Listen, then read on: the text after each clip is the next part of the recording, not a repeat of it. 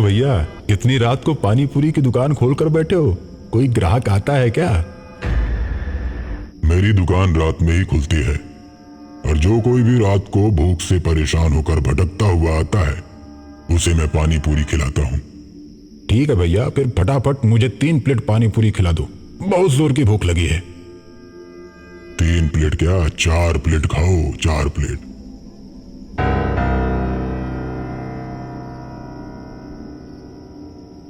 मैंने तो 3 प्लेट मांगा है, पर आप मुझे 4 प्लेट क्यों खिला रहे हैं? उसका पैसा कौन देगा? मैं तो नहीं दूंगा। उसका पैसा कोई नहीं लगेगा क्योंकि वो मेरी तरफ से मुफ्त में है। भैया, फोकट में क्यों खिला रहे हो मुझे? क्योंकि आज की रात आप मेरे पहले ग्राहक हैं। जो भी मेरा पहला ग्राहक आता है उसे मैं 1 प्लेट एक्स्ट्रा पानी पूरी खिलाता हूँ। रमेश खुश हो जाता है और मजे से पानी पूरी खाने लगता है। पानी पूरी खाते खाते अचानक उसकी नजर पानी पूरी वाले के पैर पर पड़ती है। रमेश डर जाता है। रमेश ये बात जानता था कि भूतों के पैर उल्टे होते हैं। उसके बाद रमेश अपनी प्लेट में देखता है तो पानी पूरी में पानी की जगह खून भरा होता है। ये देख रमेश और डर जाता है और कांपने लगता है। रमेश को कांपता देख पानी पूरी वाला बोलता है, क्यों भाई, क्या हुआ? डर लग रहा है क्या? खाओ खाओ, अभी तो और खाना बाकी है।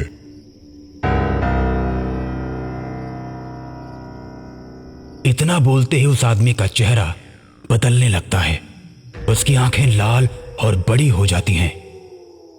अब रमेश उसका चेहरा देख अपनी मोटरसाइकिल छोड़कर भागने लगता है। कहाँ जा रहे हो? अरे पानी पूरी तो खाते जाओ, अभी तो 1 प्लेट ही खाए हो। अब रमेश और तेज भागता है। तभी सामने से गांव के प्रधान अपनी जीप से आते हैं और रमेश को भागता देख अपनी जीप रोक देते हैं। रमेश प्रधान के सामने जाता है और प्रधान से बोलता है, प्रधान जी, मुझे बचा लीजिए मुझे। अरे क्या हुआ रमेश, तुम डरे हुए क्यों लग रहे हो? क्या हुआ? प्रधान जी, वहां सामने एक भूत पानी पूरी बेच रहा है। मैं पानी पूरी खाने लगा तभी उसका चेहरा एकदम से बदलने लगा और वो एकदम से भूत बन गया। और जब मैंने पानी पूरी को देखा तो वो मुझे खून वाली पानी पूरी खिला रहा था। अब मेरी मोटरसाइकिल भी वहीं पर है। रमेश, तुम भी कुछ भी बात करते हो, कोई भूत भूत नहीं होता। नहीं प्रधान जी, मेरा भरोसा कीजिए, मैं अपनी जान बचाकर भागा हूं वहां से। तुम्हारी बात पर मुझे भरोसा नहीं हो रहा है, लेकिन चलो एक बार चलकर देख लेता हूं।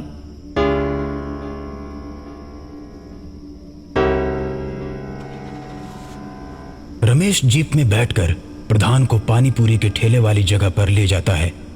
लेकिन वहां जाने के बाद उसे कोई भी ठेला और आदमी नजर नहीं आता। बस वहां उसकी मोटरसाइकिल खड़ी रहती है। मैंने क्या बोला था? कोई भूत भूत नहीं होता। तुम झूठ में डरे हुए हो। तुमने कोई नशा वशा किया है क्या? नहीं प्रधान जी, मैं तो कभी कोई नशा नहीं करता। मैं सच कह रहा हूं, यहीं पर वो ठेला लगाकर पानी पूरी बेच रहा था। चलो कोई नहीं, तुम्हारे मन का वहम होगा, भूल जाओ। अपनी मोटरसाइकिल उठाओ और चलो। रमेश अपनी मोटरसाइकिल स्टार्ट करता है और जीप के आगे आगे चलने लगता है।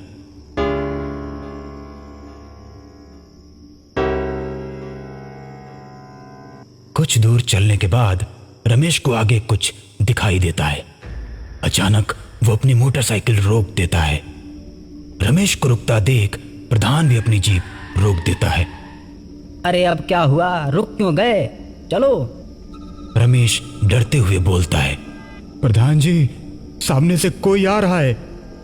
इतनी देर में वो पानी पूरी वाला रमेश के आगे आकर खड़ा हो जाता है और रमेश की गर्दन पकड़कर कहता है, मैंने तुझे कितनी बार कहा कि पानी पूरी खाकर जा, लेकिन तूने मेरी एक नहीं सुनी। और जो मेरी बात नहीं मानता मैं उसे जिंदा नहीं छोड़ता। अब तुझे मारकर तेरे ही खून से पानी पूरी बनाकर कल दुकान लगाऊंगा।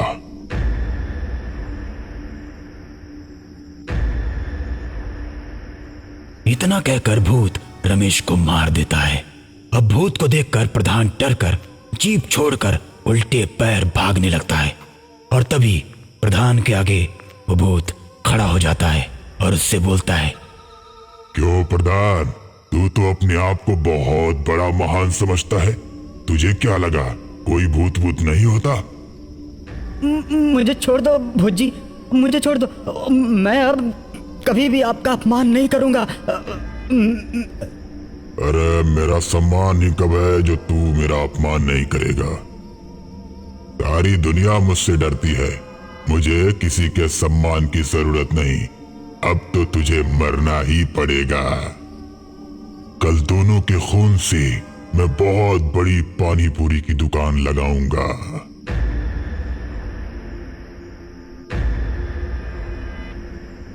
इतना कहकर भूत प्रधान को मार देता है और दोनों के खून से पानी पूरी की दुकान लगाता है।